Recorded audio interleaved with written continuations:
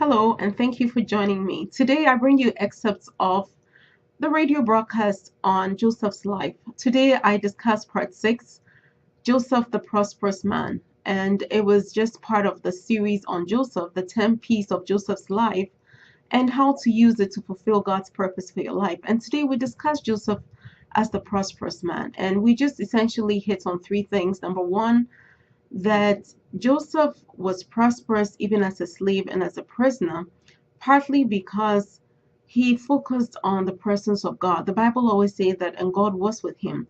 We also mentioned the fact that people's opinions about Joseph, what they felt about him, whether they liked him or not, whether they gossiped about him like Potiphar's wife did not affect God's plan for his life. God still did what he wanted to do with his life. And finally, we also noticed that prosperity is about what you do.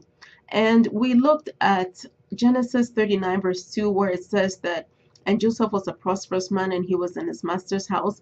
And we also looked at Genesis 39, verse 23, which was very insightful in that here is Joseph being thrown into prison where he was supposed to be in the dumps, really. But when he got there, the Bible says that because God was with him, everything that he did in the prison prospered. And God granted him favor in the sight of the prison warden, so that this man pretty much gave up his job and gave it to Joseph. The Bible says that everything that happened in the prison, he was the doer of it. He was the doer of it. Essentially, he took charge of the prison operations. He determined when they woke up. He determined when they slept. He arranged for the food, the supplies. He was in charge of making sure waste management was being done right. The laundry was right. And this was the king's prison. It was no ordinary prison. It was maximum security prison. And Joseph was thrown in there. And Potiphar's wife thought by reporting him and being put in prison, his life was going to be over. But there was something else about that man. He was just destined to prosper. And so he prospered there. And so the third point we talked about was the fact that prosperity is in what you do. And we looked at Psalm 1, which says, "Blessed is the man that walks not in the counsel of the ungodly." It continues to verse 3 that says, "And whatsoever he doeth shall prosper." So I pose the question, what are you doing? What are you engaged in? Are you doing anything? If you are a house help like Joseph was, you can be a house help and be prosperous. The meals you cook would be great. Cleaning would be perfect. If you're taking care of your master's children, they will prosper under your hand. If you're a driver, you could be an excellent driver. If you're a cleaner, your cleaning will be great. If you're a physician, you would make accurate diagnosis and your physician outcomes or patient outcomes will be great. If you're a lawyer, you would have wisdom to make the right decisions in every case. So you can prosper at anything you do.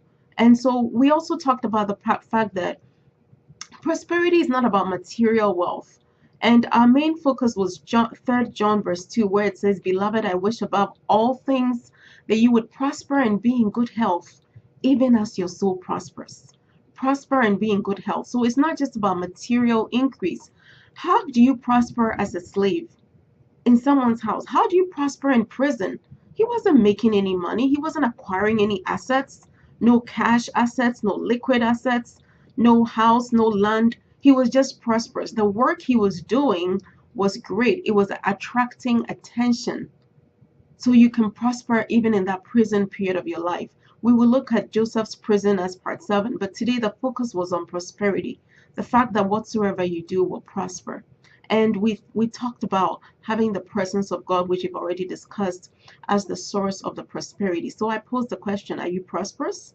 Are you the doer of anything?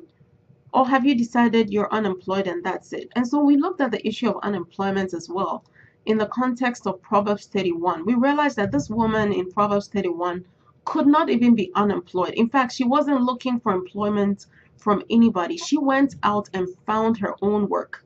The Bible says in Proverbs 31 verse 20 that she seeketh wool and flax, and she worketh willingly with her hands.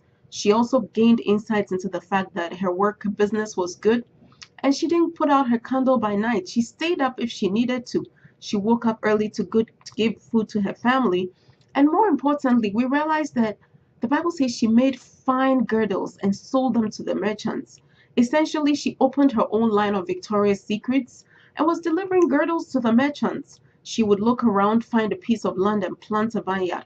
How could such an individual be unemployed? She was very prosperous. So look around for opportunities all around you. And I pray that you also become extremely successful like Joseph was, even in prison, because the presence of God is with you, because you're actually doing something. And no matter what people think, you go out there and be prosperous. God richly bless you and have a wonderful day. Look out for part 7, the prison.